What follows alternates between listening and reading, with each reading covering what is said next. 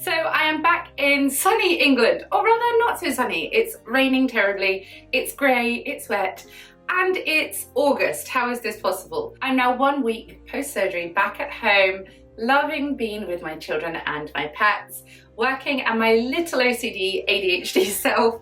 I have unpacked all of my bags and I'm about to head out to do a big food shop with my mum, who's coming to collect me so that she can drive me to the supermarket. I will be able to drive from week 2 post-surgery, and I woke up this morning at 5 a.m. because of the 2-hour time difference with Turkey. I'd normally wake up naturally at 7. So I woke up at 5, had a wonderful shower, made my breakfast, and just took everything slow and steady and nice and light. The main adaptations that I've made to my home is to bring my tea and coffee things from out of the cupboard onto waist height on the countertops so that I don't have to stretch to be able to get to things. Also, my toothbrush, rather than being in the top of the cabinet, is now on the sink in a cup. Little things that just make everything a little bit more accessible just for the first few weeks after you've had surgery. Now, if you are an independent person, as I am, I live by myself as a single parent, so I have 2 children that I'm responsible for. I run multiple businesses and have 8 pets. It means that no one is there to look after you, to do it for you. For this reason, if you do need help from friends and family or relief from work, I recommend taking 2 weeks off.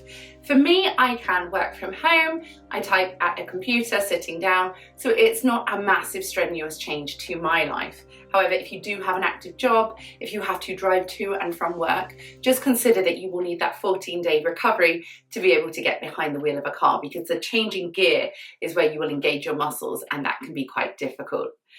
So coming home yesterday, my final day in Istanbul, that was 6 days post-surgery, with 7 days in Turkey, as the first day was the day of travel and my pre-operative checks.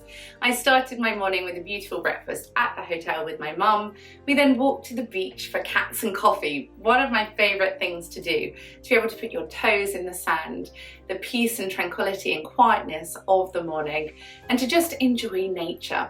Whether you want something that's very modern and very luxurious and to be pampered and preened, you can definitely have that in Turkey. Or if, like me, you're a bit of a nature bunny, a bit of a Buddhist, and like to be out there bare feet and walking around in the sunshine, then the beach is the perfect place to do that. It's safer to go away from the warmest part of the day, which is around lunchtime. So first thing in the morning, when there are hardly any people around, it's nice and quiet and cool, is absolute bliss. So saying goodbye to the cats, I used up the rest of the cat food that I bought from the local supermarket to feed all of the wonderful cats that are there. People are so kind in feeding them, but still more needs to be done. So giving them kisses and cuddles before I left, I was then driven to the hospital to see my surgeon, Dr. Basat, for the very final time before flying home.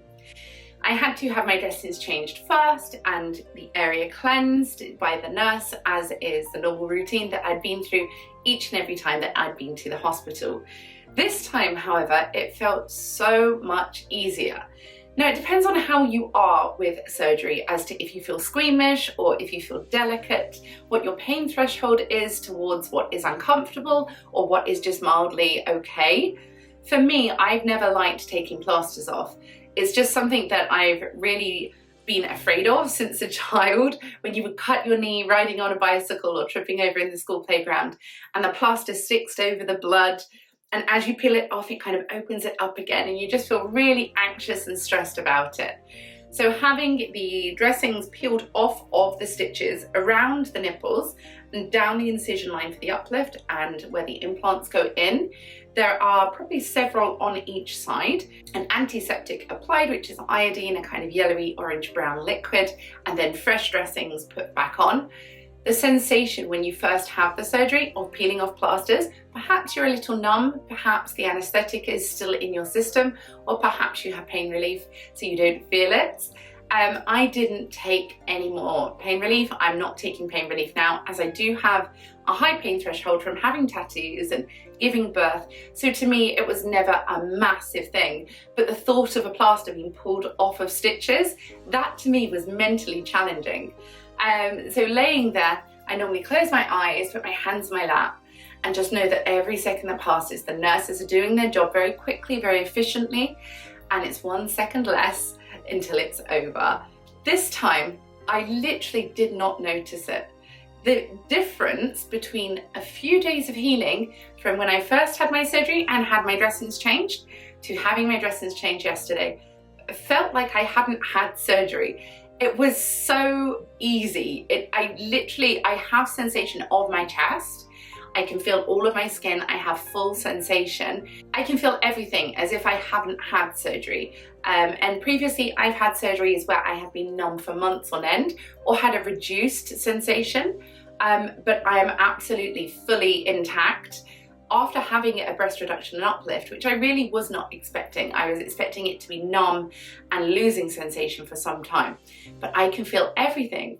However, when I had the dressings changed this time, it just shows how quickly you heal, that actually the sensation of the plasters coming off was hardly noticeable. So that is something that I so look forward to know that from now on, my aftercare, I'm literally feeling already healed through that major first stage of your healing process whilst you are in the care of the medical staff. Dr. Basat checked my breasts, looked over all of the incisions and stitches and confirmed that everything is wonderful. He indicated that the sides of my breasts are quite rounded, but this will go down as the breasts soften and change with healing. So at the moment it's all very uptight and held kind of firmly in place, agitated from surgery, and that will loosen and relax. Because of this, my implants will then shift to a more teardrop shape, even though they are not teardrop, because he has used a fat transfer to create this beautiful rounded slope. I'm really, really happy with the shape when I'm laying down and standing up. My old implants, when I would lay down, would separate and fall apart from the weight of them, and also the fact that my breast tissue did not connect. I've always had very spaced out, uneven heights and uneven direction breasts. Naturally, they did not grow properly when I was a teenager. So now my breasts are more of the same level, more the same size, more the same height, more the same direction, because my nipples have been readjusted. I would not have been able to achieve this with a normal implant surgery. I had to have the uplift in order to have the incisions to the center of my bust and reshift where my breasts start. If you have widely spaced breasts, you can have an uplift surgery to realign the origin point of the breast to bring it closer together in line with my tattoo. So now when I lay down, my breasts don't disappear east and west anymore, they stay more central. And that to me is absolutely priceless. My daughter, when I came home, and my son, they said to me, "Mummy, you look normal." Whatever normal is, I don't look out of proportion anymore.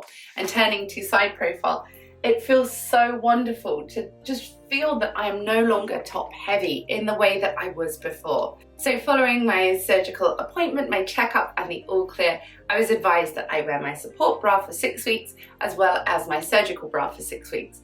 After this time, I can take them off and wear normal clothing, normal bras, and return to the gym 6 weeks post-surgery.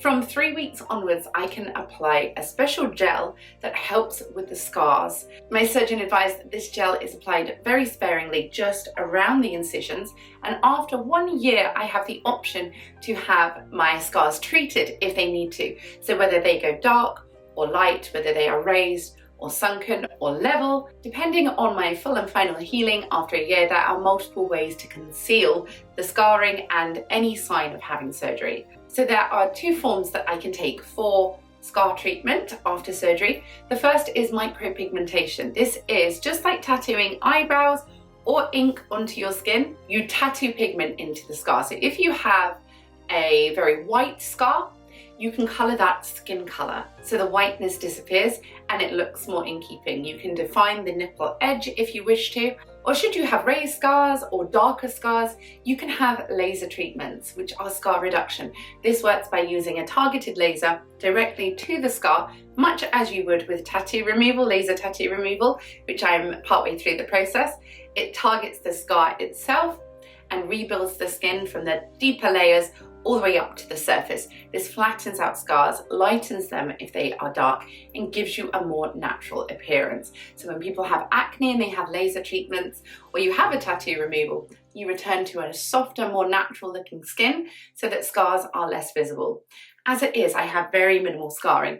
The edge of the breast anyway around the nipple is where you would naturally see a change in skin to areola colour. So it's concealed around the edge of the nipple, and under the bust is where my breasts naturally sit to hide those scars. So really the only thing that you would notice differently from a normal breast surgery is this vertical line running up the centre to your nipples. So I am very happy to be home. It's so sad to leave Turkey, but also so exciting to begin the rest of my life with my new, more natural bust.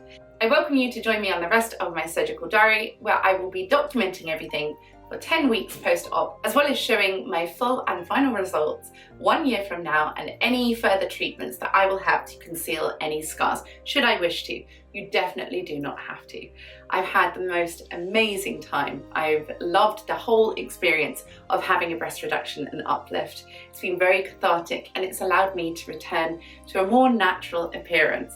I'm so happy that you have joined me through this, and as always, I welcome your questions, comments, thoughts, feelings and findings about the content that I've created. Until next time, take care of yourself, be kind to yourself and others, and I will see you soon.